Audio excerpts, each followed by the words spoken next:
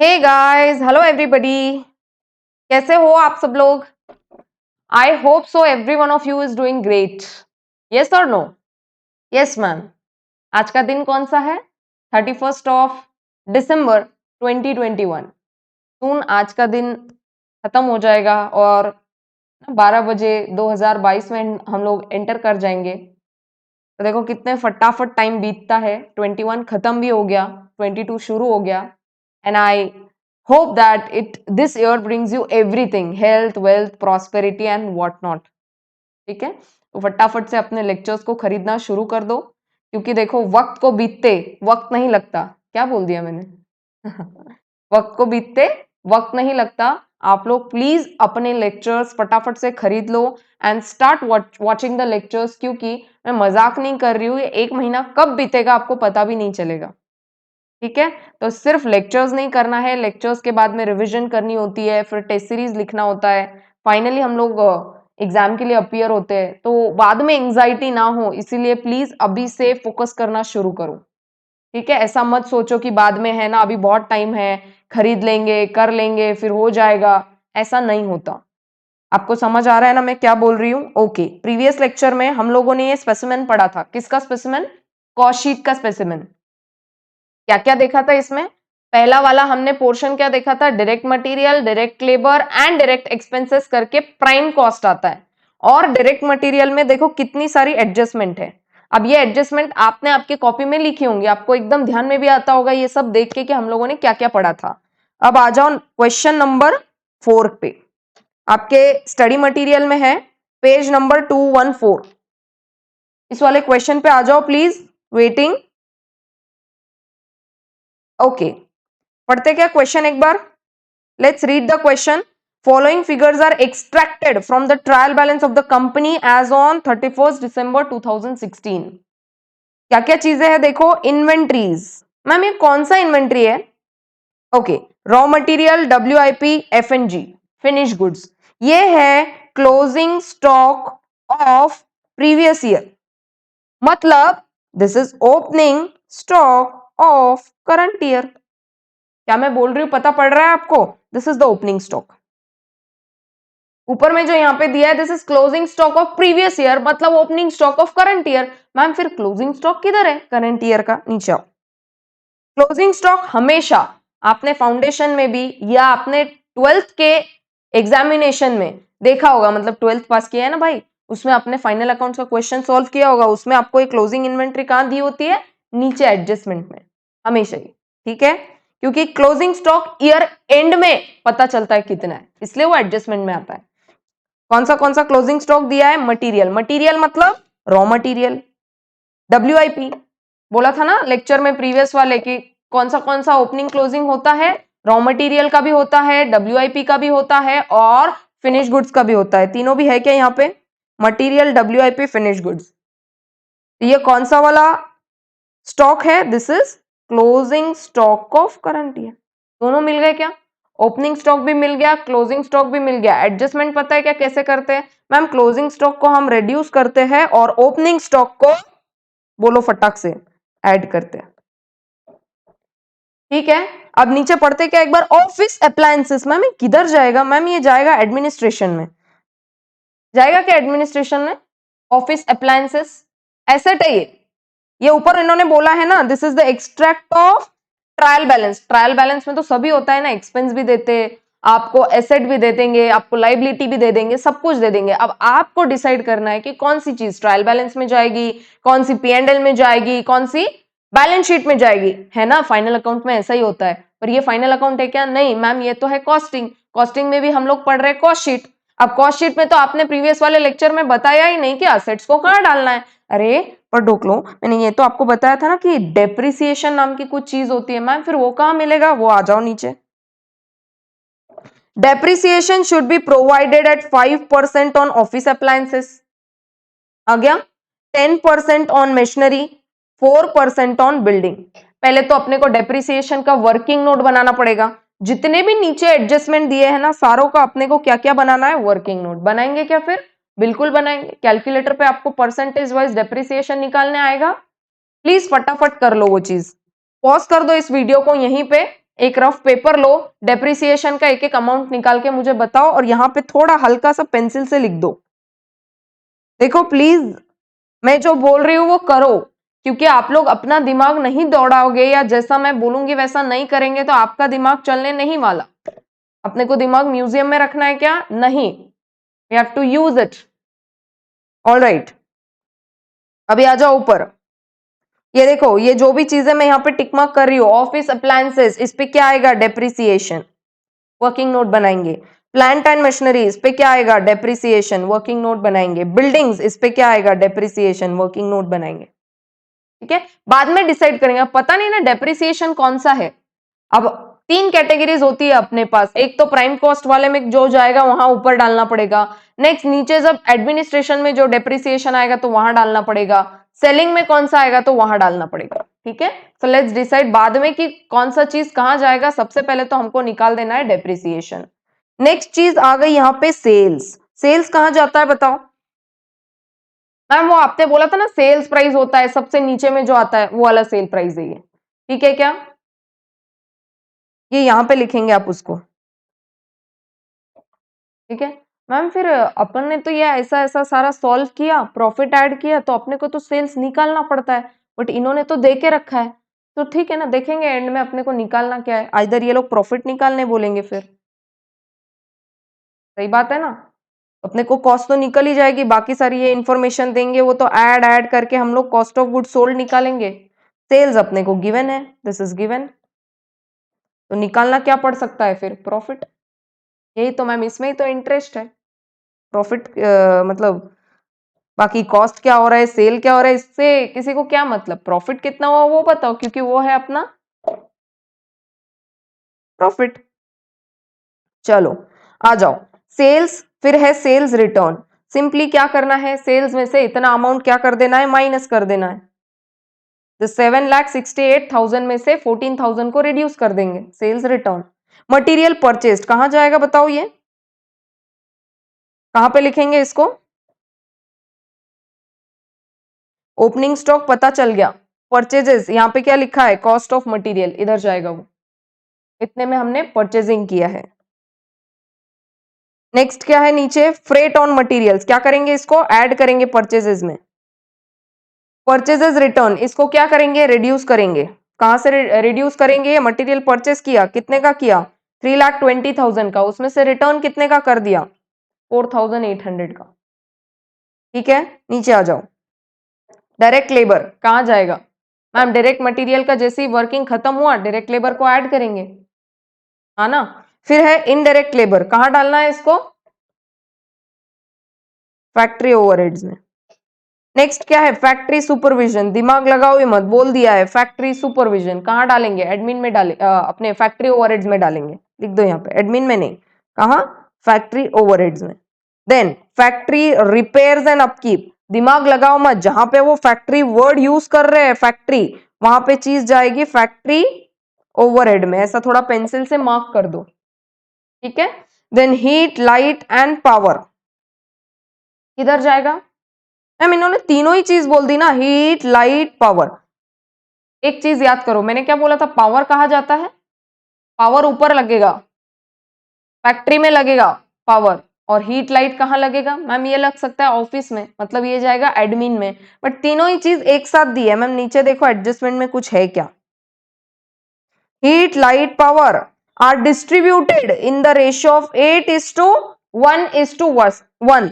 आप देख सकते हो कि यहाँ पे रेशियो कैसा दिया है? ये 8 रेशियो किसका है? फैक्ट्री का। मतलब यहाँ क्या लग रहा है? पावर।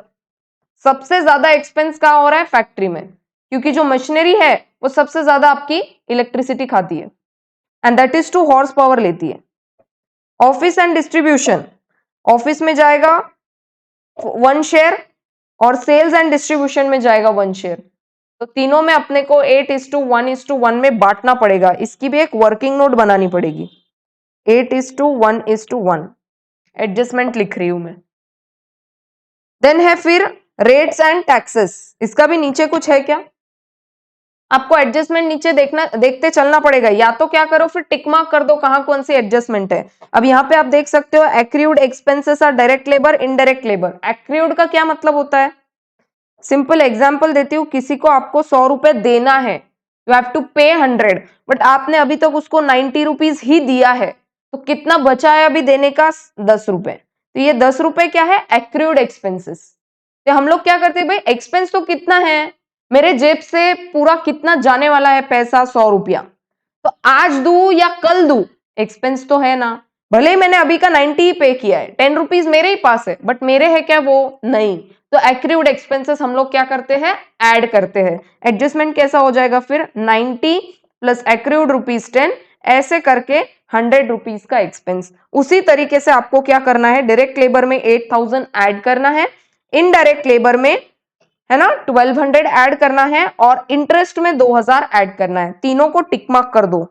एडजस्टमेंट है ना उसमें, एडजस्टमेंट, एडजस्टमेंट, और कहां था एडजस्टमेंट? इंटरेस्ट। ठीक है, नेक्स्ट में आ जाओ। डेप्रिसिएशन का हम लोगों ने सॉर्ट कर लिया क्या? वो शुरू में ही कर लिया, क्योंकि एसेट हम लोग डायरेक्टली कॉस्ट शीट में नहीं लिखते, उसका क्या लिखते हैं? डेप्रिसिएशन। कुछ कुछ चीजें है ना, कॉमन सेंस आपको ध्यान में आना चाहिए कि भाई एसेट कैसे लिखेंगे कॉस्ट शीट में। ऑलराइट, देन उसके बाद में हीट, लाइट, पावर, ये कैसे पता चला? क्योंकि मैम आपने बोला था कि पावर तो है ना फैक्ट्री में यूज होता है, इन्होंने तो तीनों एक साथ दे दिया। तो नीचे देखो कुछ एडजस्टमेंट है क्या? है तो लिख दो, ऊपर टिक मार्क कर दो। मैं ऑलरेडी लिख चुकी हूं यहां पर 8:1:1, आप भी लिख दो। देन उसके बाद में rates and taxes apply as 2/3 to factory, 1/3 to office. करो डिस्ट्रीब्यूट फिर रेट्स एंड टैक्सेस, 2/3 1/3। 2/3 किसको जाएगा? फैक्ट्री को जाएगा। 1/3 किसको जाएगा? ऑफिस, मतलब एडमिनिस्ट्रेशन ओवरहेड्स में। मिसलेनियस फैक्ट्री एक्सपेंस कहा जाएगा? फैक्ट्री एक्सपेंस बोला है ना, तो फैक्ट्री ओवरहेड्स में जाएगा। नीचे और एक एडजस्टमेंट में आ जाओ। डेप्रिसिएशन ऑन बिल्डिंग, कौन सा डेप्रिसिएशन बोला है? बिल्डिंग वाला। To be distributed in the ratio of 8:1:1 among factory office distribution. मतलब क्या? फैक्ट्री एडमिनिस्ट्रेशन ओवरहेड्स में जाएगा और लास्ट वाला सेलिंग ओवरहेड्स में जाएगा। कौन सा डेप्रिसिएशन बोला है इन्होंने? बिल्डिंग वाला। तो बिल्डिंग वाले में आ जाओ। बिल्डिंग्स 8:1:1। पहले डेप्रिसिएशन का वर्किंग नोट करेंगे, उसके बाद डिस्ट्रीब्यूशन वाला हम लोग वर्किंग नोट बनाएंगे कि 8 हमको फैक्ट्री में देना है, 1 वाला शेयर हमको ऑफिस में देना है, और लास्ट वाला हमको सेलिंग एंड डिस्ट्रीब्यूशन को देना है। क्योंकि देखो ऑफिस अप्लायंसेस कहाँ यूज होने वाले हैं? कहाँ यूज होते हैं ऑफिस अप्लायंसेस? ऑफिस में। ऑफिस का खर्चा हम लोग क्या बोलते हैं? एडमिनिस्ट्रेशन में जाता है, ये एडमिन। ठीक है, लास्ट ये प्लांट एंड मशीनरी कहाँ यूज होती है? 3 डेप्रिसिएशन है, ऑफिस अप्लायंसेस है, बिल्डिंग का उन्होंने वर्किंग में नीचे बोल दिया है ना, एडजस्टमेंट में बोल दिया, तो तीनों में डिस्ट्रीब्यूट होना है, क्योंकि बिल्डिंग तीनों जगह हो सकती है। फैक्ट्री बिल्डिंग भी होती है, ऑफिस की भी बिल्डिंग होती है, और सेलिंग वाला भी बिल्डिंग हो सकता है, सेल्स ऑफिस। तो तीनों का डेप्रिसिएशन आएगा। प्लांट मशीनरी कहां पे यूज होता है बताओ? ऑफिस में यूज होता है क्या? नहीं, ये कहां यूज होता है? फैक्ट्री में। तो फैक्ट्री ओवरहेड में जाएगा। ठीक है यार, आप ऐसे चुप मत बैठो, मुझे आंसर चाहिए सबसे। आया ना? ओके, चलो नेक्स्ट। सारे एडजस्टमेंट हो गए क्या? देख लो एक बार। ये हो गया, एक्रूड वाला हो गया, depreciation, heat light power, rates and taxes, depreciation on building भी कर लिया। अब वो बोल रहे हैं prepare a cost sheet showing all important components, also a condensed PNL account for the year. तो दो चीजें हमको बनानी है, कॉस्ट शीट एंड पीएनएल। अब मुझे बताओ और क्या क्या चीजें बची है? सेल्स कमीशन कहाँ जाएगा? दिमाग लगाओ मत, सेल्स कमीशन बोला है, सेल्स ट्रैवलिंग बोला है, सेल्स प्रमोशन बोला है, डिस्ट्रीब्यूशन डिपार्टमेंट सैलरीज, डिस्ट्रीब्यूशन भी कहां पे आता है? लास्ट में ही आता है ना, सेलिंग एंड डिस्ट्रीब्यूशन ओवरहेड्स बोलते हैं, तो ये सारा उधर लास्ट में जाएगा। Next office salaries, office salaries कहां जाएगा? ये एडमिन वाले एक्सपेंस में जाएगा, क्योंकि ये ऑफिस सैलरीज बोला है। ये डिस्ट्रीब्यूशन डिपार्टमेंट का सैलरीज ऊपर दे दिया, सेल्स का सैलरी नीचे दिया है, ये जाएगा एडमिन में। एंड लास्ट में दिया है इंटरेस्ट ऑन बोरोड फंड्स। इसका एडजस्टमेंट हम लोग देखेंगे कहाँ करना है। सारी एडजस्टमेंट मैंने ऊपर लिख ली है यहाँ पे।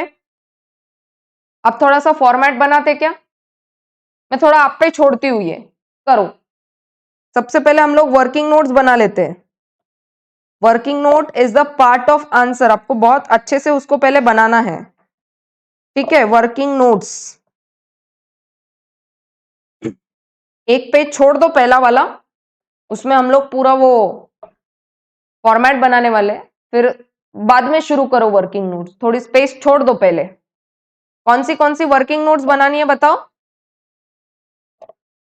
ऐसे लिखो, क्लोजिंग स्टॉक्स, लिखो हाथ से, मैं जैसे लिख रही हूं वैसे लिखो, पूरा पूरा मैं भी सॉल्व कर रही हूं तो आप भी करो। मटेरियल का कितना है, रॉ मटेरियल, आपको पूरा सेंटेंस लिखना है। मैं शॉर्ट फॉर्म में लिखूं तो चलेगा, आपको पूरा पूरा लिखना है। बोलो कितना है रॉ मटेरियल का क्लोजिंग स्टॉक, 1,80,000। नेक्स्ट WIP कितना है, 1,92,000। एंड लास्ट में फिनिश गुड्स कितना है, 1,15,000। लिख दो। आपके पास प्लीज बुक ओपन रखो, मेरे पास भी बुक ओपन है, see here. Next working note, accrued expenses of direct labour, यहां पे लिखो डायरेक्ट लेबर ऑलरेडी कितना गिवन है, गिवन कितना है देखो, डायरेक्ट लेबर 1,60,000 लिखो, 1,60,000 add accrued expense of direct labour कितना है, 8,000। टोटल 1,68,000। इस तरीके से बनाएंगे ना तो आपका आंसर बहुत प्रेजेंटेबल लगेगा। बुक में इन्होंने क्या किया है मुझे नहीं पता, हम लोग ऐसे कर रहे हैं। Next working note, working note number 3, depreciation of what, office appliances बनाओ, ऑफिस अप्लायंसेस। आपको नोट लिखना है तो लिख दो। ये डेप्रिसिएशन कहां जाएगा, एडमिनिस्ट्रेशन में जाएगा, ऐसा लिख दो। क्यों जाएगा, क्योंकि से ऑफिस का काम कहां पे होता है, एडमिन चीज में, या एडमिन एक्सपेंसेस हम लोग कहां पे चार्ज करते हैं, ऑफिस में चार्ज करते हैं, इसीलिए ये वाला डेप्रिसिएशन एडमिन में जाएगा। कितना परसेंट बोला है, 5%। तो लिखो ऑफिस अप्लायंसेस कितना गिवन है, क्वेश्चन में देखकर बताओ, 17,400 एट द रेट 5% डेप्रिसिएशन। निकालो 17,400 का 5% बताओ कितना होता है, 870। एडमिन ओवरहेड्स में डेप्रिसिएशन ऑन ऑफिस अप्लायंसेस के नाम से 870 रुपए जाएंगे, ठीक है। नेक्स्ट डेप्रिसिएशन उन्होंने बोला है 10% ऑन मशीनरी, करो इधर ए बी, थर्ड वाले में ए बी। अभी लिखती हूं मैं यहाँ पे डेप्रिसिएशन ऑन ऑफिस बिल्डिंग कितना परसेंट बोला है,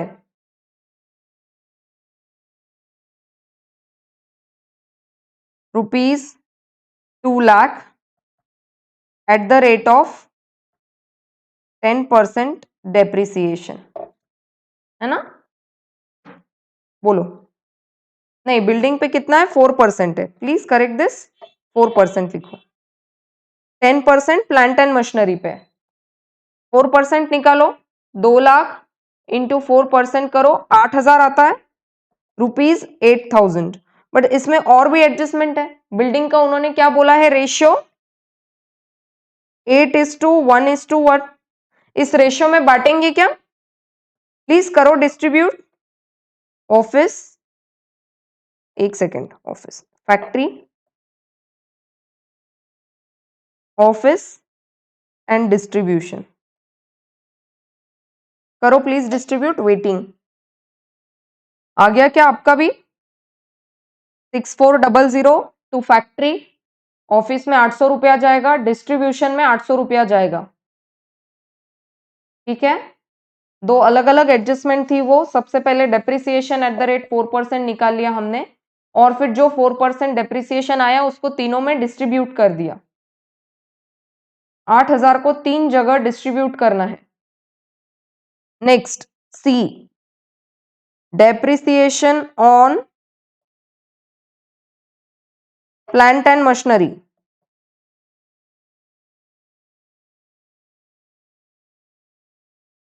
बोलो कितना गिवन है?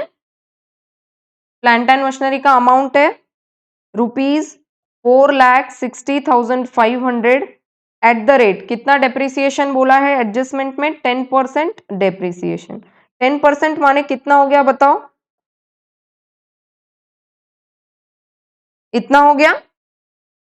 कहां जाएगा ये depreciation? This will go to factory overhead. ठीक है क्या? 3 चीजें इंपॉर्टेंट है, दिस वन, ये एंड दिस। ये फाइनल जो अमाउंट है ये जाएगी अपने कॉस्ट शीट में। Okay, next adjustment, heat light power. ऊपर यहां पे करती हूं मैं draw, number 4, heat light and power. कितना गिवन है अमाउंट हीट लाइट पावर का? थोड़ा अच्छे से देखना, हाँ, 65,000। रेशो क्या बोला है? 8:1:1। कर दो डिस्ट्रीब्यूट।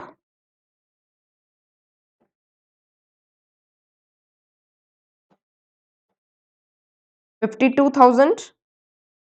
आई होप सो आपको रेशियो में डिस्ट्रीब्यूट करना आता है। एक बार बता देती हूँ, 65,000 डिवाइडेड बाय, ये इसका टोटल करो, 8 + 1 + 1 कितना होता है? 10। जो भी अमाउंट आया इंटू 8 इंटू 1 इंटू 1। ठीक है, इधर डालो 6500 6500। ये कहाँ जाएगा? फैक्ट्री में। ये कहाँ जाएगा? ऑफिस में। एंड ये कहाँ जाएगा? डिस्ट्रीब्यूशन। फाइनल कौन से अमाउंट है? दिस। यहां पर कितना आया? इतना। तो एक बार करना, इंटू 8 करके कितना आता है? 6500 इंटू 1 6500 इंटू 1। सिंपली एक बार बता दे रही हूं मैं, वैसे तो आपको पता होगा कि रेशियो में कैसा डिस्ट्रीब्यूट करते हैं, बट देन स्टिल किसी को नहीं पता होगा तो ठीक है, रफ में ऐसे पेंसिल से लिख देना। ऑलराइट, नंबर 5 कौन सा एडजस्टमेंट है अभी? Rates and taxes. Rates and taxes, बताओ कितना अमाउंट दिया है रेट्स एंड टैक्सेस का? 6,300। करो डिस्ट्रीब्यूट इसको, 2/3 1/3। 2/3 कहां जाएगा? फैक्ट्री को, and 1/3 office. Rates and taxes sales में नहीं है। कर दो डिस्ट्रीब्यूट, 4200 एंड यहां पर 2100। ठीक है, फाइनल ये वाले अमाउंट्स हैं रेट्स एंड टैक्सेस के। डेप्रिसिएशन ऑन बिल्डिंग हम लोगों ने डिस्ट्रीब्यूट ऑलरेडी कर दिया है, ये रहा।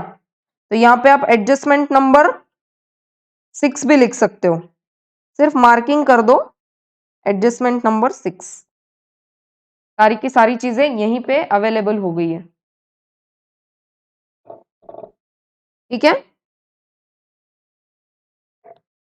1 2 3 4 5 6। अभी हम लोग इतना स्लो क्यों सॉल्व कर रहे हैं? क्योंकि पहला क्वेश्चन है ना, इसके बाद एग्जामिनेशन में अगर ऐसा क्वेश्चन आया तो ये वाला आप स्किप कर सकते हो, क्लोजिंग स्टॉक वापस लिखने की जरूरत नहीं है। डेप्रिसिएशन, एक्रूड एक्सपेंसेस, ये भी ना भी लिखो तो चलेगा, डायरेक्टली आप फॉर्मेट में लिखो तो भी चलेगा। ओके, अभी आ जाओ यहाँ पे, लिखो क्वेश्चन नंबर 4, ऊपर ही डालो यहाँ पे, question number 4, page number 214। Working note आपको एंड में बनानी है, पहले आपने पेपर जो छोड़ा है अब वहां ड्रॉ करो। ऊपर हेडिंग डालो कॉस्ट शीट, ठीक है। कंपनी का कुछ नाम वाम दिया नहीं है तो बस इतना ही डालो, ऊपर हेडिंग डाल दो कॉस्ट शीट। अब लिखो डायरेक्ट मटेरियल। प्रीवियसली जैसा हमने ये फॉर्मेट बनाया था ना, इस फॉर्मेट में हम लोग अभी अमाउंट्स डाल रहे हैं। सिंस ये पहला क्वेश्चन है मैं पूरा सॉल्व कर रही हूँ, वरना सारे वर्किंग नोट हो गए, सारे मैंने यहाँ पर मार्किंग करवा दिए आपको आंसर में, है ना। ये क्वेश्चन में ही सारे मार्किंग करवा दिए तो सॉल्व हो जाना चाहिए अपने आप, बट ये पहला क्वेश्चन है तो साथ में पूरा पूरा सॉल्व करेंगे। डायरेक्ट मटेरियल अंडरलाइन, क्या क्या लिखेंगे बताओ। मैम ओपनिंग स्टॉक बोला था आपने, ओपनिंग स्टॉक बताओ क्वेश्चन में देखकर कितना है ओपनिंग स्टॉक। 1,40,000 लिखो। 2 कॉलम्स बनाने हैं आपको, इनर कॉलम आउटर कॉलम, ठीक है। ऐसा क्यों? क्योंकि कुछ कुछ ऐड ऐड करके आपको फाइनल अमाउंट बाहर लिखना है। तो यहाँ पे भी अमाउंट एंड अमाउंट, आप स्केल पेंसिल लेके पूरा पूरा बनाना। प्लीज आंसर में एक बार फॉर्मेट रेफर कर लो, वैसा बना लो। नेक्स्ट हम लोग क्या करते हैं, ऐड परचेजेस। कितना है परचेजेस का अमाउंट? 3,20,000 लिख दो।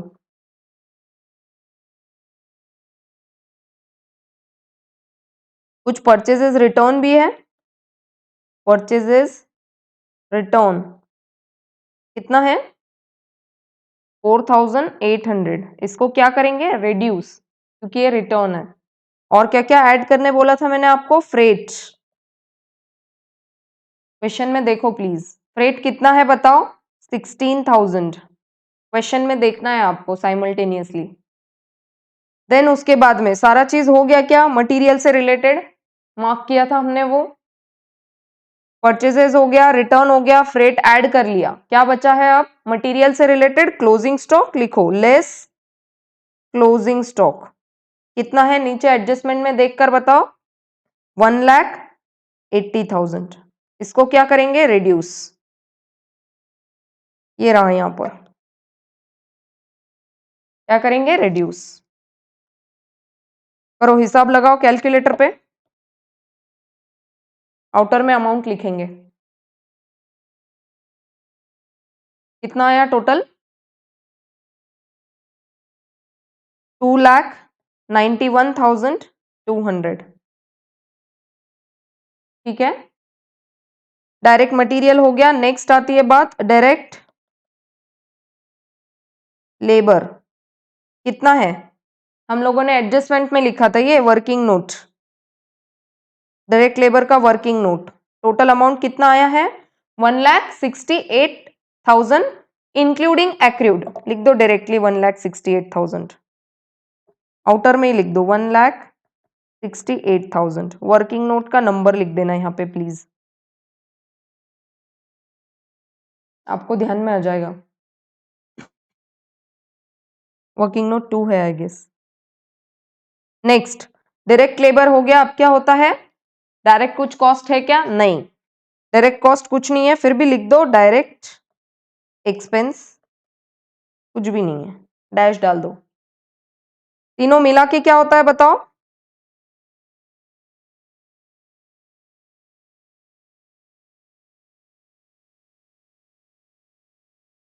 प्राइम कॉस्ट कितना हो गया? हिसाब लगाओ total. 291,200 plus 168,000, 4,59,200। All right, prime cost के बाद क्या ऐड करते हैं हम लोग? फैक्ट्री ओवरहेड्स लिखो, हेडिंग डालेंगे फैक्ट्री ओवरहेड्स। अब जहां जहां मैंने फैक्ट्री ओवरहेड लिखा है अंडरलाइन करके इसके नीचे लिखना है। अब नंबर 1 इनडायरेक्ट लेबर, कितना है अमाउंट? 18,000। इनर कॉलम में लिखो पहले, ये रेड में लिखना है। हाँ, आपके पास कलरफुल पेन्स होंगे तो please do it that way.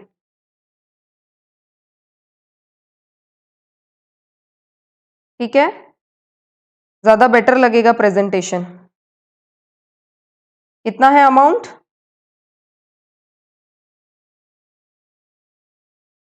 18,000। Next, क्या बोला था हमने? एक सेकेंड, इनडायरेक्ट लेबर का वर्किंग नोट बनाया है ना? नहीं बनाया, एक सेकेंड बाजू में बनाओ। यहाँ पे इनडायरेक्ट लेबर कितना गिवन है? 18,000। उसमें एक्रूड ऐड करो। इनडायरेक्ट लेबर एक्रूड दिया है, नीचे एडजस्टमेंट में 1200। कितना हुआ टोटल एक्रूड और ये ऐड करके? 19,200। ये वाला डायरेक्ट अमाउंट लिखो उधर, वर्किंग नोट 2 करके।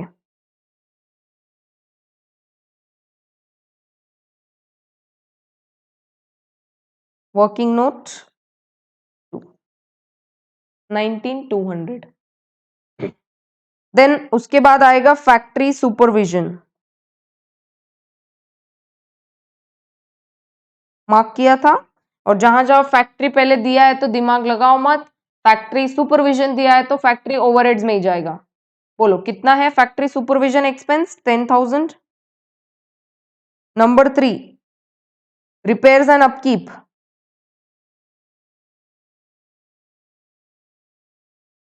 फैक्ट्री रिपेयर्स एंड अपकीप दिया है गेस, ये फैक्ट्री रिपेयर्स एंड अपकीप कहाँ जाएगा? फैक्ट्री एक्सपेंस में। ये दिया है मैंने फैक्ट्री ओवरहेड, कितना है? 14,000 लिखो। Next number 4, heat, light and power. लिखते टाइम तो ऐसा ही लिखना है आपको, बस वर्किंग नोट का यहाँ पे नंबर दे देना। कौन सा वर्किंग नोट है? 4। कितना अमाउंट जाना है बताओ? 52,000 लिखो। ठीक है, नेक्स्ट, रेट्स एंड टैक्सेस।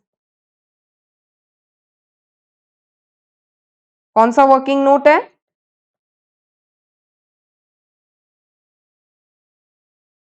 5 लिख दो। अमाउंट 4,200। ठीक है, next, miscellaneous factory expense.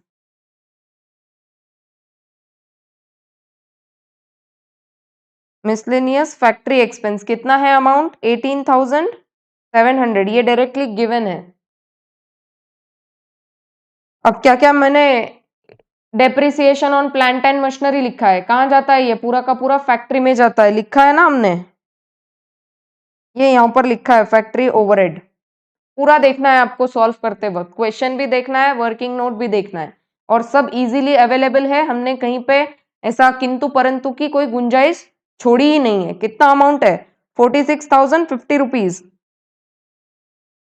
Depreciation on plant and machinery 46,050। Number 8, और क्या है? Depreciation on building. वो बोला था ना, बिल्डिंग 3 होती है, फैक्ट्री की भी होती है, ऑफिस की भी होती है, और सेलिंग का भी ऑफिस होता है, तो तीनों में डिस्ट्रीब्यूट होता है। बताओ कितना डेप्रिसिएशन निकाला हमने इसका? 6,400। हो गए क्या सारे line item? Are we done with all the line items? Please total बताओ इसका कितना होता है? Tell me the total. Ma'am total outer में लिखे क्या? नहीं, क्यों नहीं लिखना है? क्योंकि हमको अभी ओपनिंग क्लोजिंग WIP एडजस्ट करना है। पिछले क्वेश्चन में देखते क्या एक बार, आ जाओ यहाँ पे। ये देखो हमने लिखा है यहाँ पर फैक्ट्री ओवरहेड, सारे एक्सपेंस लाइन आइटम, मैंने यहाँ पे बोला था लिस्ट लिख लेना, कौन कौन सी लिस्ट आती है। और इधर क्या किया है हमने? ये देखो एडजस्टमेंट किया है, ओपनिंग क्लोजिंग WIP, देन हमको मिलता है फैक्ट्री कॉस्ट। करेंगे? Please do it. पहले टोटल लगा लो इसका सबका, ऊपर से लेके नीचे तक, कैलकुलेटर पे वो तो आसान काम है एकदम। कितना आ गया आंसर? 1,70,550। ठीक है, add opening WIP less closing WIP। Opening closing WIP बताओ please amounts. 2 lakh and closing कितना है 1,92,000। अब लिखो ये आउटर में पूरा factory cost I mean factory overheads outer में लिखो। अब 1,70,550 ऑलरेडी आ गया था। दिस अमाउंट, इसमें नीचे के अमाउंट्स एडजस्ट करो। Add 2 lakh less 1,92,000 total net amount बताओ बाहर कितना डालू मैं।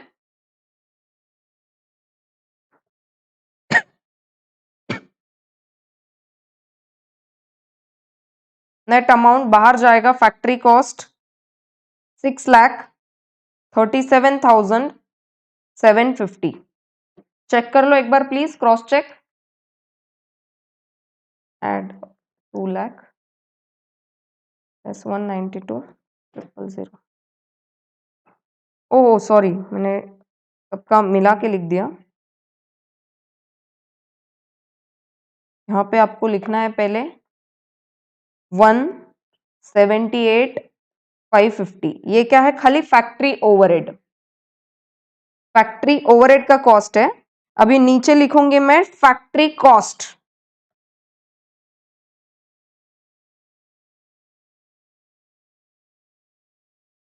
फैक्ट्री कॉस्ट, फैक्ट्री कॉस्ट में सारा आएगा total, prime cost plus factory overheads सब मिला के आ जाएगा फैक्ट्री कॉस्ट। बताओ कितना आएगा, दोनों मिला के बताओ।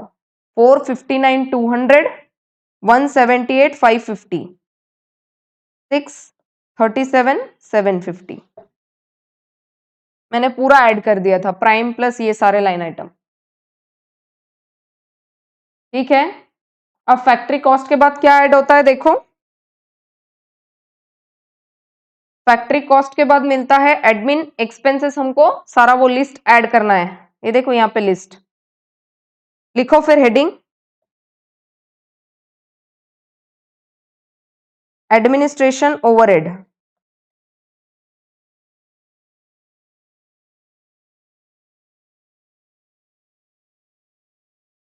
क्या क्या आएगा बताओ।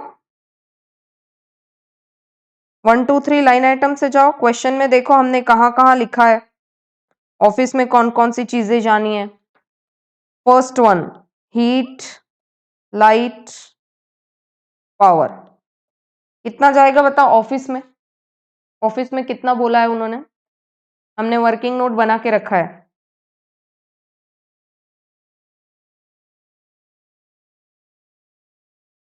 हीट लाइट कितना बोला है 6,500 लिखो। आप वर्किंग नोट को प्लीज देखते चलो। हाँ, 6,500। नेक्स्ट लिखो रेट्स एंड टैक्सेस। चाहिए तो आप ये वर्किंग नोट का रेफरेंस लिखते चलो। वर्किंग नोट 4, वर्किंग नोट 5, कितना अमाउंट है 2100। Next depreciation on buildings.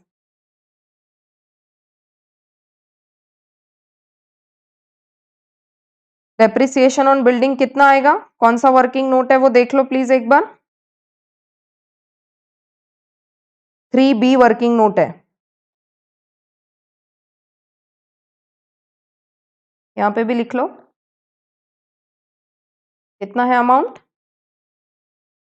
870, नहीं सॉरी 800। 800 है। Number 4, depreciation on office appliances, कौन से वर्किंग नोट में है 3A। डायरेक्टली हम लोगों ने बोल दिया सारा का सारा एडमिन में जाएगा, क्योंकि एडमिन काम कहां पे होता है ऑफिस में। लिख दो 870 वर्किंग नोट 3A है ना, लिख दो। Then next number 5, office salaries. Mark करके रखा था हमने, लिखो कितना है 8600। पूरा टोटल कितना हो गया, टोटल लगाओ सबका, आता है 18870। ठीक है, अब डायरेक्टली मैम ये आउटर में क्यों नहीं लिखा आपने, अरे इसमें भी अभी क्या एडजस्टमेंट होना है बताओ, फिनिश्ड गुड्स का स्टॉक एडजस्ट होना है, देख लो आप यहां पर। एडमिन हम लोग जैसे ही एक्सपेंस ऐड करते हैं हम लोग को पूरा मिल जाता है कॉस्ट ऑफ गुड्स मैन्युफैक्चर्ड, उसमें ये देखो ये चीज एडजस्ट होती है फिनिश गुड्स वाली, कॉस्ट ऑफ, है ना, finish goods, opening stock of finish goods, closing stock of finish goods, adjust करने के बाद में हमको मिल जाएगा क्या, cost of production of saleable units. कर दो adjustment, add opening stock of finish goods less closing stock of finish goods, कितना कितना है अमाउंट, 80,000, प्लीज क्वेश्चन बुक में देखकर बोलना, एंड क्लोजिंग स्टॉक 1,15,000। पूरा एडजस्ट करके अमाउंट कितना आता है, कॉस्ट ऑफ प्रोडक्शन ऑफ, सिर्फ एडमिन ओवरहेड्स का बोलो, ये हेडिंग है ना एडमिन ओवरहेड्स, यहां पर इसका टोटल बोलो, पूरा खर्चा प्लस एडजस्टमेंट, ये नेगेटिव में आता है, कितना नेगेटिव है, नेगेटिव 16,130। पूरा ऐड करके हम लोग इसको क्या बोलते हैं, cost of,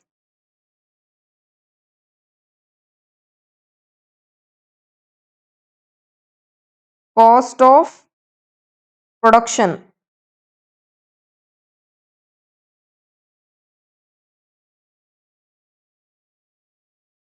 cost of production बोलो या कॉस्ट ऑफ गुड्स मैन्युफैक्चर्ड बोलो, मैन्युफैक्चरिंग का भी मतलब प्रोडक्शन ही होता है और प्रोडक्शन का भी मतलब मैन्युफैक्चरिंग होता है, तो कुछ भी यूज कर सकते हो, कॉस्ट ऑफ प्रोडक्शन बोलो या कॉस्ट ऑफ मैन्युफैक्चरिंग बोलो। इतने में गुड्स क्या हो गए, प्रोड्यूस हो गए, फिनिश गुड्स, है ना, सारा एडजस्टमेंट करते करते करो, हिसाब लगाओ, 637,750 लेस 16,130, नेट अमाउंट कितना आता है, cost of production 6,21,620। All right, अभी इसके बाद क्या ऐड होता है, देख लो आप, ये cost of finish goods sold आ गया ना, cost of finish goods sold या cost of goods manufactured, cost of production, सारा एडजस्ट करके। अब क्या ऐड करना है हमको, सेलिंग एंड डिस्ट्रीब्यूशन कॉस्ट, करो add,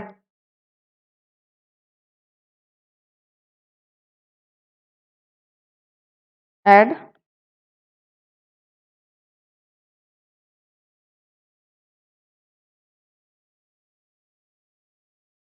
selling and distribution cost, कितना आएगा बताओ, मतलब क्या क्या लाइन आइटम्स आएंगे इसमें, अंडरलाइन करके। नंबर 1 हीट एंड लाइट, कितना शेयर बताया था इसका, 6,500, वर्किंग नोट का नंबर लिख दो यहां पर, heat and light working note number 4, working note 4। Next depreciation on buildings, depreciation on buildings working note number 3B, working note 3B कितना आता है, 800, लिख दो। नंबर 3 सेल्स कमीशन, ये तो दिमाग लगाने की जरूरत ही नहीं है, सारा का सारा ऐसे ही गिवन है। सेल्स कमीशन बताओ कितना है,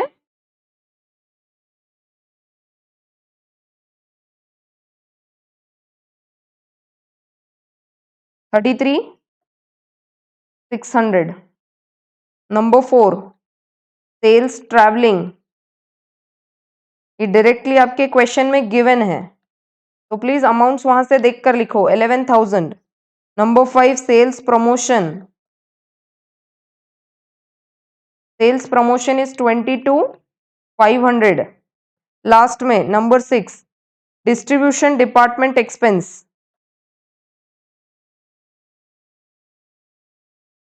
क्या नाम से है ये, एक सेकेंड में चेक कर लेती हूँ। 18,000 दिया है ना, सैलरीज एंड वेजेस, पूरा आप ऐसे लिख दो, distribution department salaries and expense, salaries and wages क्या है अमाउंट, 18,000। ठीक है, हो गया क्या सारा ऐड? टोटल बताओ इसका कितना होता है। इधर एडजस्टमेंट तो कुछ होता नहीं है, डायरेक्ट आउटर में लेके जाओ। ऊपर तक सारा एडजस्टमेंट था ना, इसलिए इनर कॉलम में ही लिख रहे थे, एडजस्टमेंट करके बाहर डालिए अमाउंट। यहाँ पर कोई एडजस्टमेंट नहीं है, सीधा सीधा बाहर डाल दो अमाउंट। कितना हो गया सब कुछ ऐड करके, 92,400। Is this okay?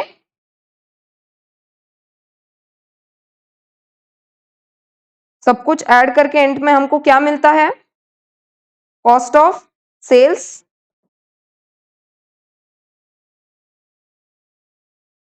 है ना, सब ऐड करके, अभी सेलिंग डिस्ट्रीब्यूशन भी ऐड कर लिया, तो कॉस्ट ऑफ सेल्स करो ऐड। 621 620 ऐड 92,400 7,14,020। इतना हमको कॉस्ट पड़ा, खर्चा। मैम वो सेलिंग कॉस्ट भी दिया हुआ था और वो सेल्स रिटर्न भी दिया हुआ था, उसका क्या करना है मैम, एक और चीज थी, इंटरेस्ट वाला पोर्शन। क्वेश्चन में आ जाओ, सारी चीजें आप लोगों ने है ना ऑब्जर्व की होगी कि सब लोग सब कुछ, सब लोग बोल रही हूं मैं, सब कुछ आ गया, खाली ये interest on borrowed funds. Ma'am ये किधर जाता है, मुझे बताओ कहाँ जाएगा ये? आपने अभी तक देखा क्या मैंने कहीं पर भी डिस्कशन किया हो कॉस्ट शीट में कि इंटरेस्ट जाता है? हमने कुछ फंड बोरो किया है, हम लोग इंटरेस्ट पे करने वाले हैं, ये कॉस्टिंग का हिसाब है क्या? कॉस्टिंग का, गुड्स मैन्युफैक्चर करने में इसका कुछ रोल है क्या? नहीं, ये फाइनेंस का पोर्शन है। काय का पोर्शन है? ये अकाउंट्स। कहाँ जाएगा ये फिर? P and L account. नीचे आ जाओ, ये यहाँ पर दिया है देखो, कंडेंस्ड पीएनएल अकाउंट बनाने बोला है। पीएनएल अकाउंट कैसे बनाते हैं बताओ? बनाएंगे हम लोग कंडेंस्ड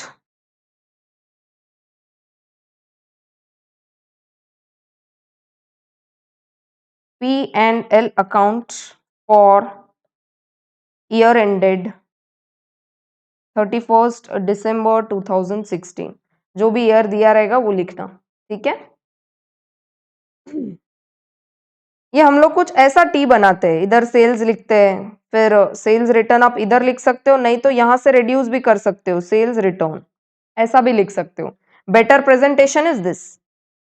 और क्या बचा है बताओ सेल्स के बाद? मैम कॉस्ट होता है, इधर सारा कॉस्ट होता है ना, परचेजेस वगैरह, बट इसका तो एडजस्टमेंट सारा कर दिया ना हमने कॉस्ट शीट में, वहीं से तो कॉस्ट निकाली। कॉस्ट कितनी है पूरी की पूरी? वर्किंग नोट यहां से बताओ ना, नीचे कितनी कॉस्ट आ गई?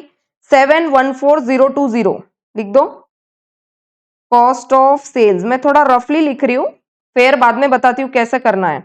यहां पर आएगा 714,020, ये हो गई सारी कॉस्ट सब ऐड करके। इधर हम लोग लिखेंगे सारा सेल्स। सेल्स कितना है बताओ? सेल्स इनकम बोला है उन्होंने 768,000 और सेल्स रिटर्न कितना है 14,000। तो यहीं से मैं रिड्यूस कर रही हूँ इसको, तो टोटल नेट नेट कितना होता है बताओ अमाउंट इसका? 754,000। ऑल राइट, दैट मीन्स वो ऐसा है कि भाई इतना मैंने सेल किया है 754,000, उसका कॉस्ट कितना है? जितने गुड्स से मैंने कुछ 1,000 गुड्स बेचे, 1,000 आइटम्स बेचे हैं, वो 1,000 आइटम्स का सेलिंग प्राइस इतना है, बट मैम मुझे तो प्रॉफिट निकालना है, तो उन्हीं 1,000 गुड्स का ये है कॉस्ट। ऐसे कैसे पता चलेगा आपको? अपन ने देखो ओपनिंग और क्लोजिंग को एडजस्ट किया है हर जगह। ये क्यों किया? ताकि ऐसा पॉसिबल हो सकता है कि से ओपनिंग कुछ इतने गुड्स थे हमारे पास, बट सारे के सारे बिके क्या? नहीं, बिके खाली कितने? 1 लाख। और क्लोजिंग स्टॉक हमारे पास कितना बचा रह गया गोडाउन में? 20,000। इसीलिए हम लोग ये एडजस्टमेंट करते हैं कि हम लोगों को नेट नेट 1 लाख गुड्स की प्राइस मिल जाए। अब समझ में आया क्या क्यों हम लोग ओपनिंग क्लोजिंग स्टॉक को एडजस्ट करते हैं ऐसे? I hope so this is clear. Then अभी वो इंटरेस्ट ऑन बोरोड फंड, ये क्या है? इंटरेस्ट हम देते हैं, हमने कुछ फंड बोरो किया होगा बैंक से बोलो या कोई फाइनेंशियल इंस्टीट्यूशन से हमारे बिजनेस के लिए। अब हम लोग फ्री में वो पैसा यूज करेंगे क्या? नहीं, उसका हम लोग क्या पे करेंगे? इंटरेस्ट। इंटरेस्ट कहां से पे होता है बताओ? अरे भाई जितना प्रॉफिट कमाएंगे उसी से पे करेंगे ना। अभी प्रॉफिट का पोर्शन मुझे नहीं पता। अच्छा मुझे बताओ कितना प्रॉफिट हो गया अभी आपका? ये सेल्स माइनस कॉस्ट प्राइस करके प्रॉफिट बताओ कितना हो गया? करो कैलकुलेटर पे। 754,000 माइनस 714,020 कितना आ गया प्रॉफिट? 39,980। इतना प्रॉफिट आया। इस प्रॉफिट में से इंटरेस्ट भर दो। समझ में आती है क्या बात? ये प्रॉफिट हो गया ना 39,980, आपके कैलकुलेटर पे आया होगा। कितना प्रॉफिट आया? ये। अब इसमें से इंटरेस्ट दे दो। कितना है इंटरेस्ट? कितना है इंटरेस्ट? 2,000 है। मैं बता देती हूँ आपको एक बार। ये यहां पर आपको 2,000 इंटरेस्ट दिया हुआ है, प्लस नीचे अगर आप एडजस्टमेंट में देखोगे तो उन्होंने बोला है एक्रूड एक्सपेंसेस इंटरेस्ट 2,000। मैंने क्या बोला है? एक्रूड को ऐड करना है, तो 2,000 प्लस 2,000, 4,000 का इंटरेस्ट हमको पेएबल है। 2,000 हम ऑलरेडी पे कर चुके इसलिए ऊपर आ गया। ठीक है, ये 2,000 हमने पे कर दिया ऑलरेडी, और ये हमारा पे करना बचा है तो इसीलिए वो एक्रूड में आया है। टोटल कितना इंटरेस्ट है? 4,000 का। करो इंटरेस्ट ऑन बोरोड फंड्स कितना है? 2,000 प्लस 2,000, ऐसे लिख दो। पेड प्लस एक्रूड कितना हो जाएगा? वो 4,000। अब जो कैलकुलेटर पे आपका अमाउंट आया है 39,980, उसमें से 4,000 रिड्यूस कर दो। कितना आंसर आ गया बताओ? इसको हम लोग क्या बोलते हैं? Net profit. नेट प्रॉफिट कितना आ गया? 35,980। Balancing figure. ठीक है, this is the extract PNL account, condensed PNL account. उन्होंने कैसे प्रेजेंट किया है? They have simply presented it this way. Sales किया, उसमें से उन्होंने सेल्स को रिड्यूस किया, सेल्स रिटर्न को। हमने भी यही किया है। देन जो भी अमाउंट आया उसमें से उन्होंने cost of sales as per working note, मतलब अपन ने जो कॉस्ट शीट बनाया ना वहां से पुल किया, एंड जो भी अमाउंट आया उसमें से उन्होंने interest on borrowed funds reduce कर दिया, तो उनको मिल गया net profit. Presentation is a matter of choice. इधर आप ऐसे प्रेजेंट करोगे तो भी आपको मार्क्स मिलेंगे, या आप ऐसे भी प्रेजेंट करोगे तो भी मार्क्स मिलेंगे।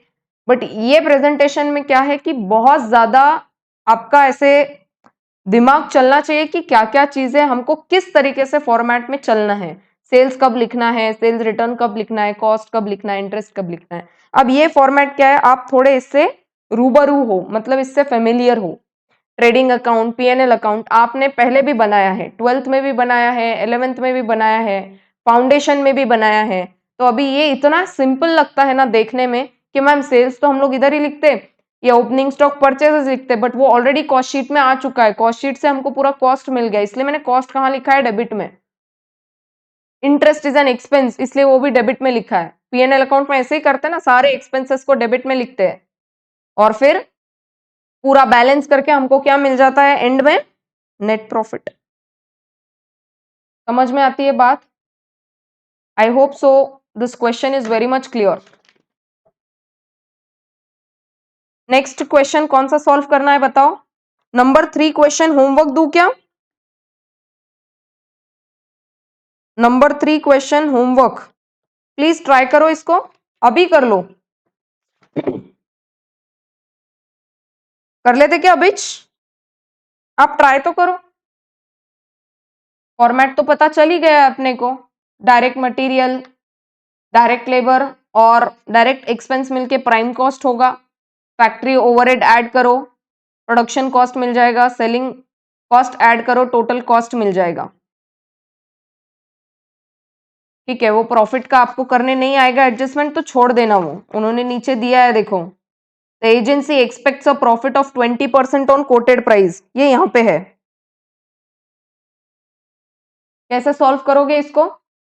चलो कर ही लेते हैं इसको।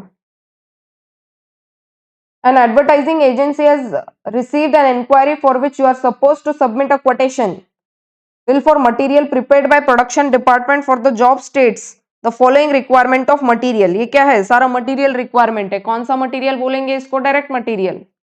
बोलो क्या क्या लग रहा है? Paper 10 reams at the rate of 1800 per ream। कैसा हिसाब लगाएंगे इसका? एक रीम का खर्चा 1800 रुपए है, तो 10 रीम का खर्चा कितना होगा? 18,000। इंक, ये क्या चीज की बात कर रहे हैं? Advertising agency. मुझे बताओ एडवर्टाइजमेंट एजेंसी क्या करेगी?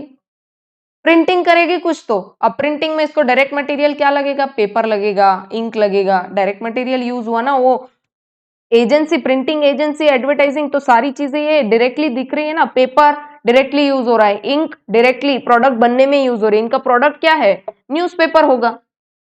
ठीक है, next binding material and consumables. जैसे ही वो पेपर सारा प्रिंटिंग हो गया, उसको बाइंड करना पड़ेगा, वो भी डायरेक्ट मटेरियल है। ये देखो बाइंडिंग मटेरियल एंड कंज्यूमेबल्स, सारी चीजें गिवन है, आपको करना कुछ नहीं है।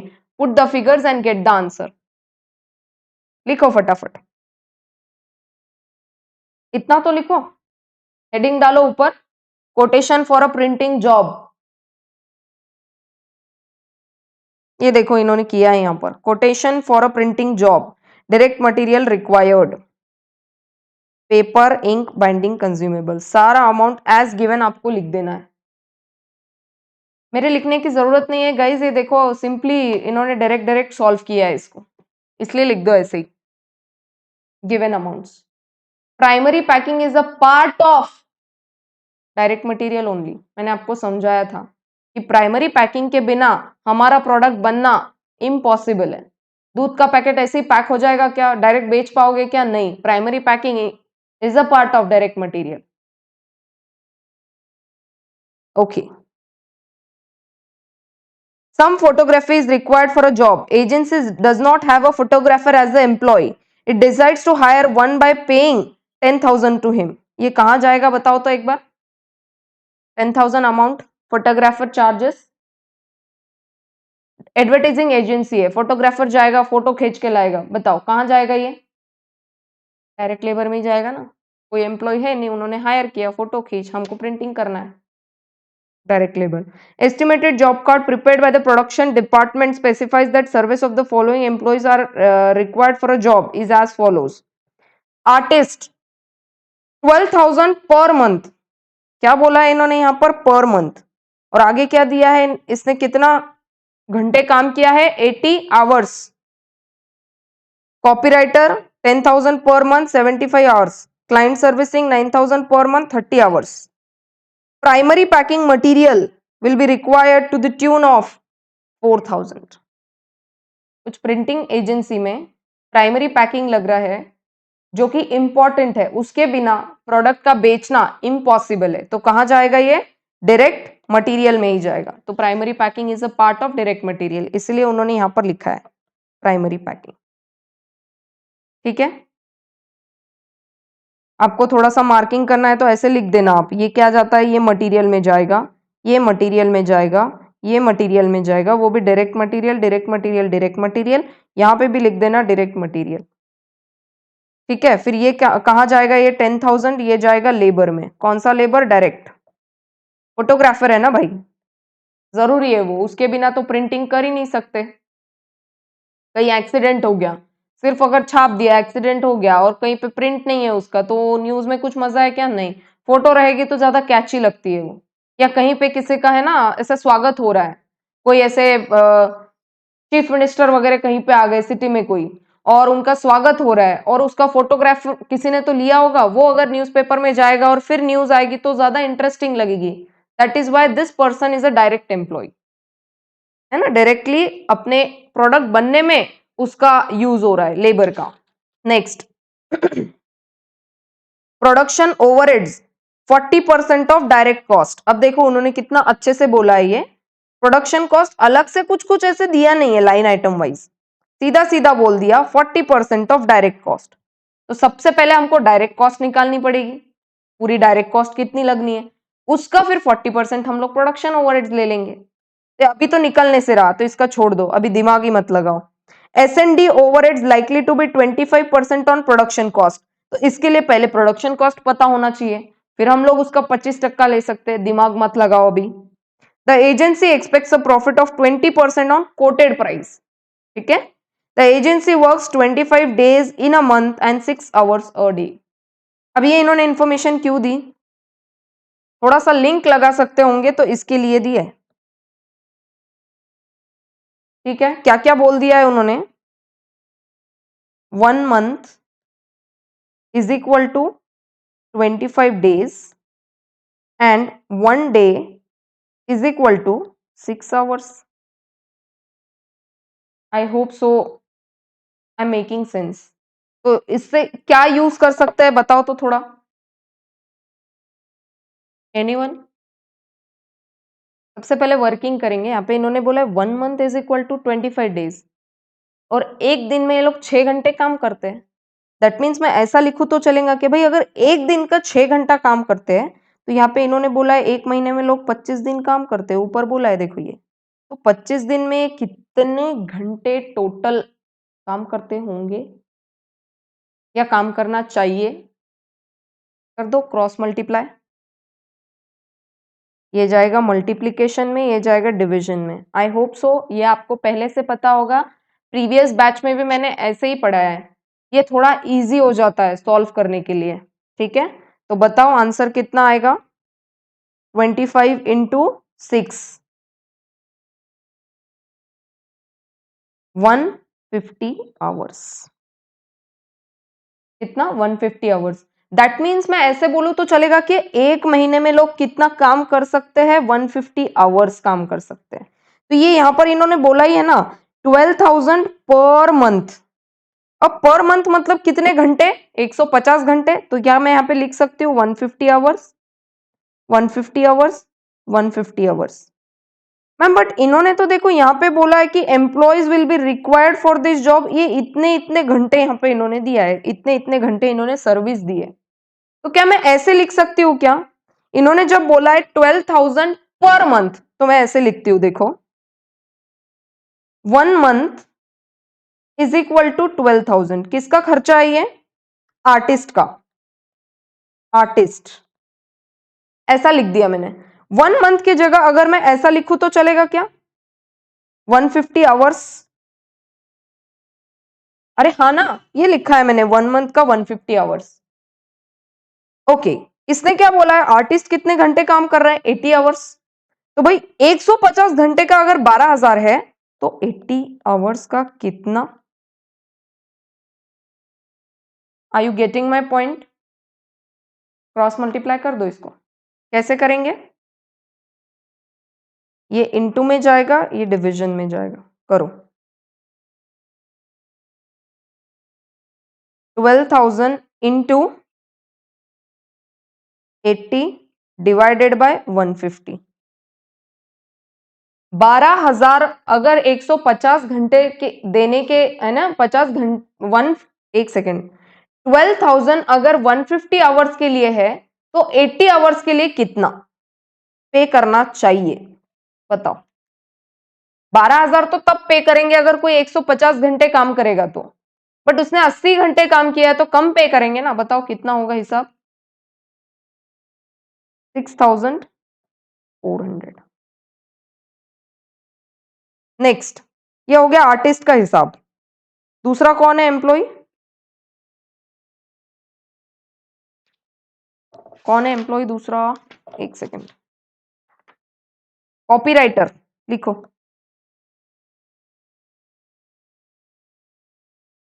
Copywriter 150 hours that is 1 month के लिए कितना दे पे कर रहे हैं ये लोग? 10,000 पर मंथ। क्वेश्चन में देखो तो कितने घंटे काम कर रहा है ये? 75 आवर्स। तो उसका कितना देंगे? क्रॉस मल्टीप्लाई करो वापस, इनटू डिवाइड। तो सिंपली लिखेंगे 10,000 डिवाइडेड बाय 150 इंटू 75। करो कैलकुलेटर, पेन निकालो आंसर। कितना आ गया? 5000 लिख दो। नेक्स्ट है client servicing. Client servicing again 150 hours के लिए कितना बोला है उन्होंने? 9000। तो इसने काम किया है 30 आवर्स ओनली, तो 30 आवर्स का कितना? Multiply divide 9000 divided by 150 into 30। करो, कितना आ गया आंसर? 1800। लिखो ऊपर वर्किंग नोट।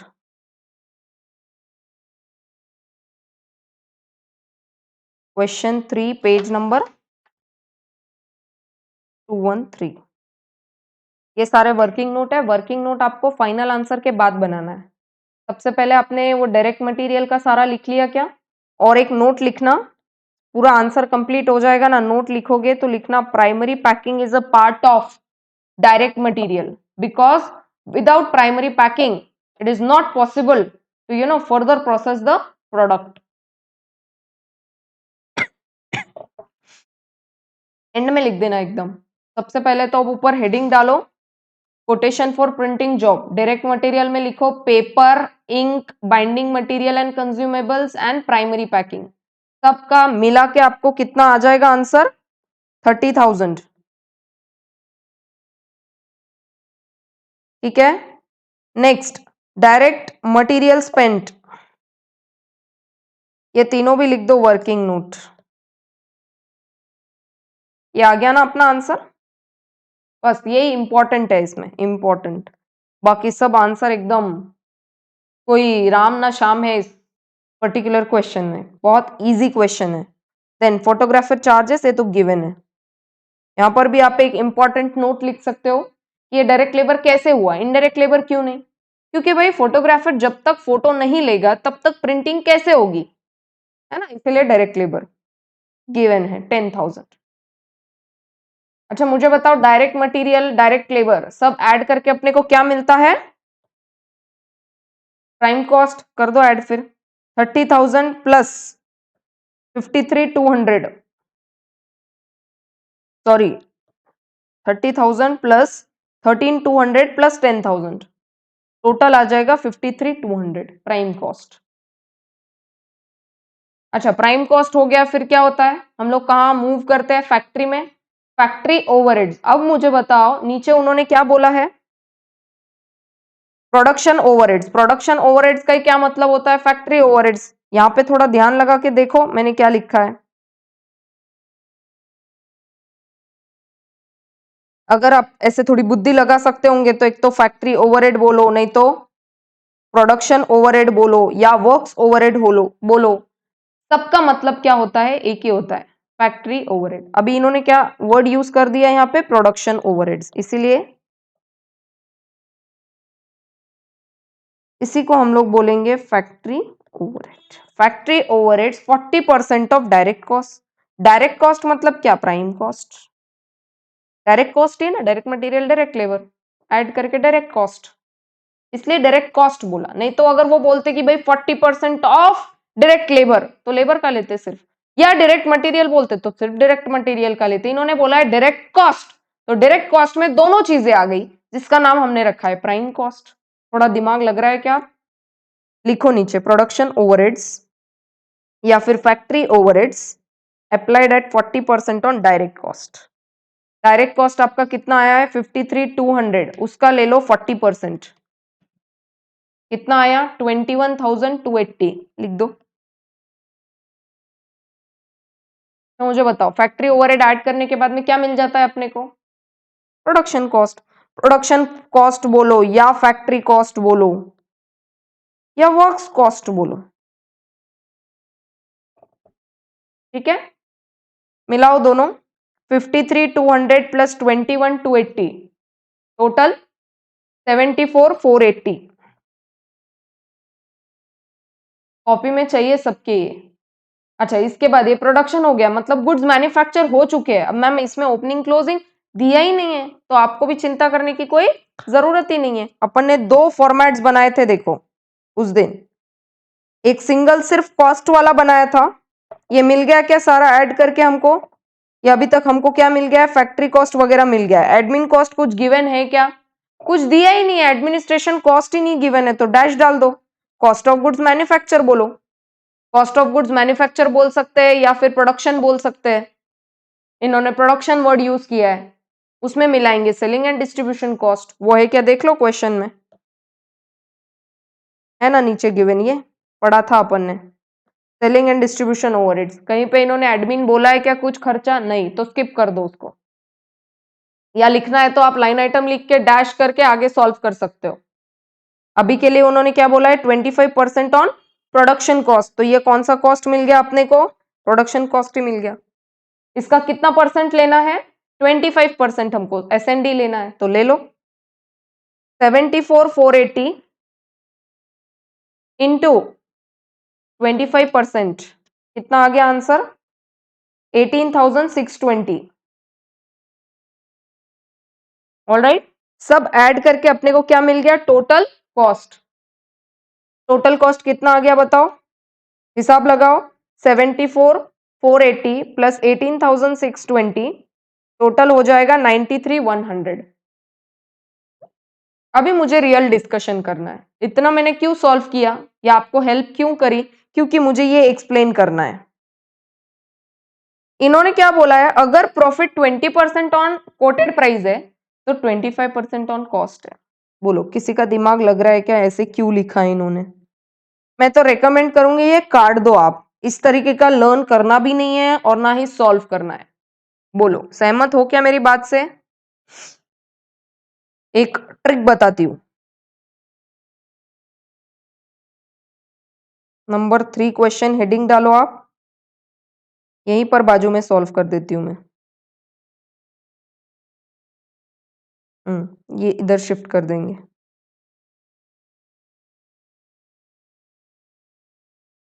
ठीक है, क्या बोला है इन्होंने? खाली ये पढ़ो सेंटेंस,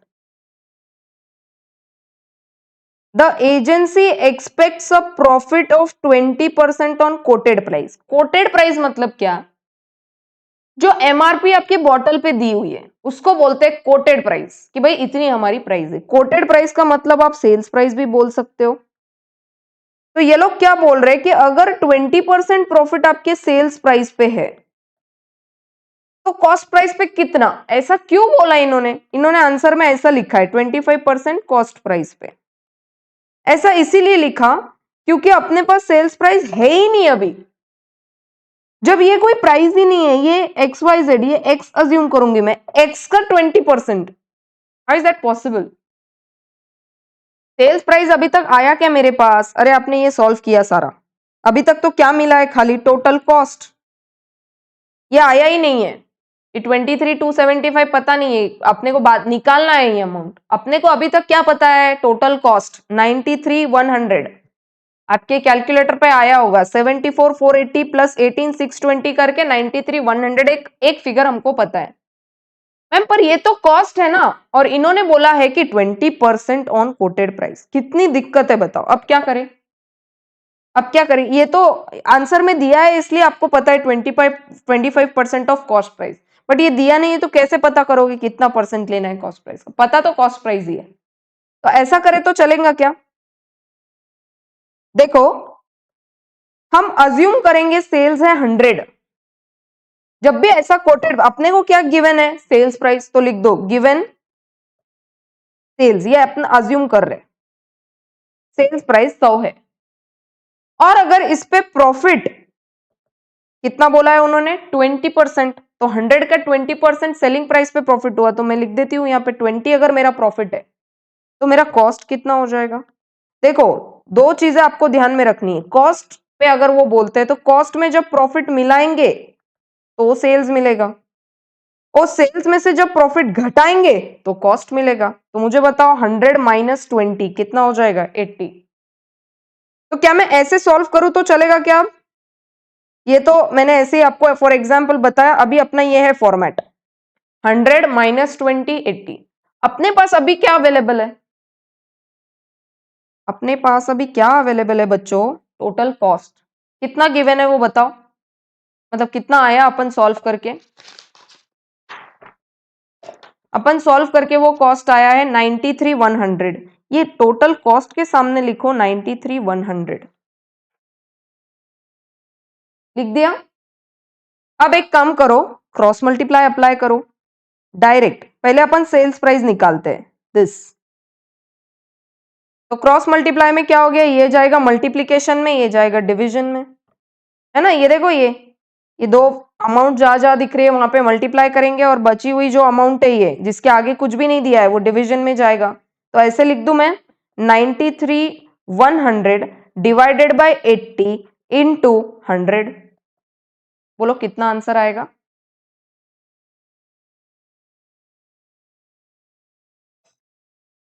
कितना आया आंसर? 116,375। नीचे आओ जरा, प्राइस टू बी कोटेड 116,375।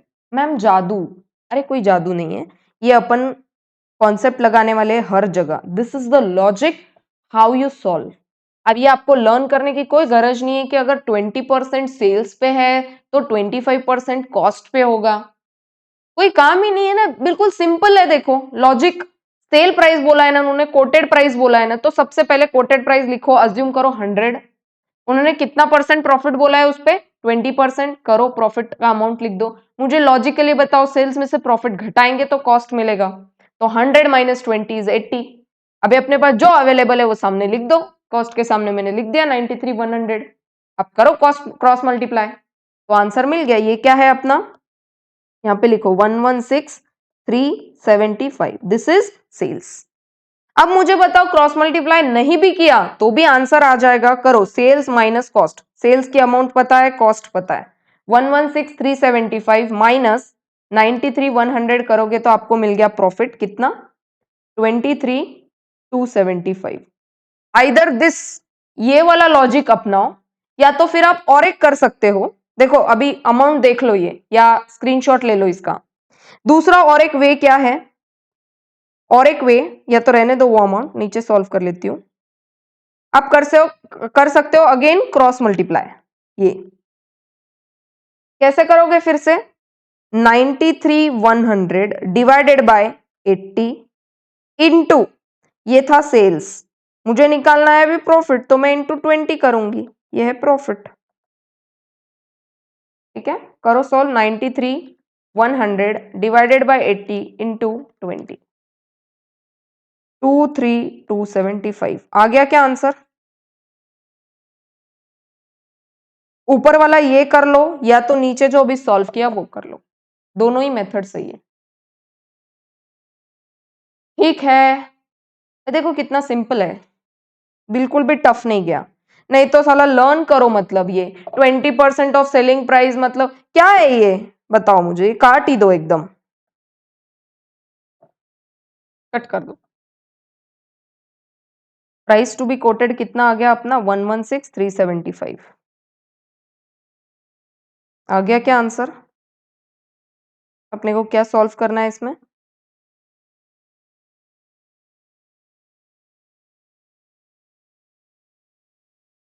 ये required, suppose to submit a quotation, इसीलिए कितना कोट करना है हमको प्राइस?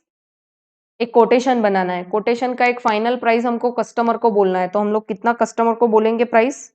कोटेशन कितने का देंगे? इतने का। सारा हिसाब लगा के प्रॉफिट मार्जिन ऐड करके 116,375। नोटबुक में फटाक से सॉल्व करो ये, और प्रीवियस क्वेश्चन को भी एक बार देख लो। मैं स्क्रीन को जूम करती हूँ, प्लीज कॉपी डाउन।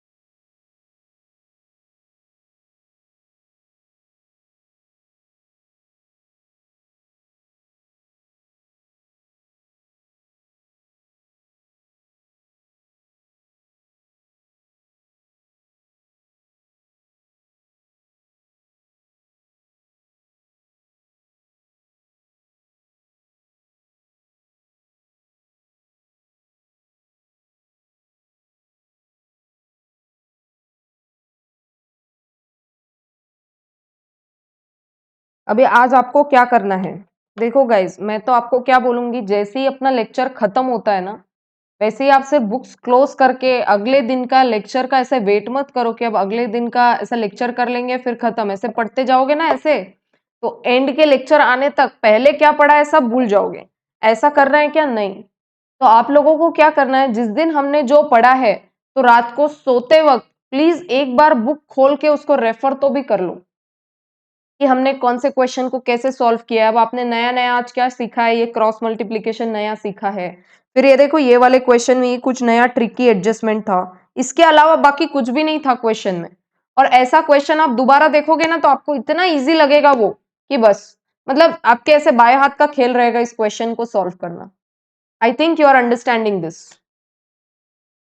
प्लीज अगर आपको ऐसा मजा आ रहा है पढ़ने में, आपको अच्छा लग रहा है लेक्चर, तो आप कमेंट करो या तो आप मुझे मैसेज करो कि ma'am this way of teaching is great, या इसमें कुछ अगर एडजस्टमेंट करना है, कुछ अच्छा करना है, या आपको कुछ समझने में दिक्कत हो रही है तो प्लीज उसको भी बोलो, क्योंकि critical comments are also important and we can improve to the video.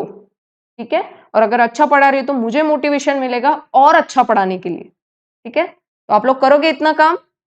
All the very best to you for today.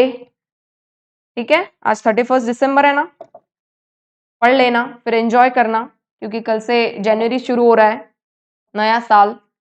अच्छी कुछ शुरुआत करो और पढ़ाई एटलीस्ट एटलीस्ट 8 आवर्स करो अभी तो भी, बाद में धीरे धीरे आप 2-2 घंटे बढ़ा देना।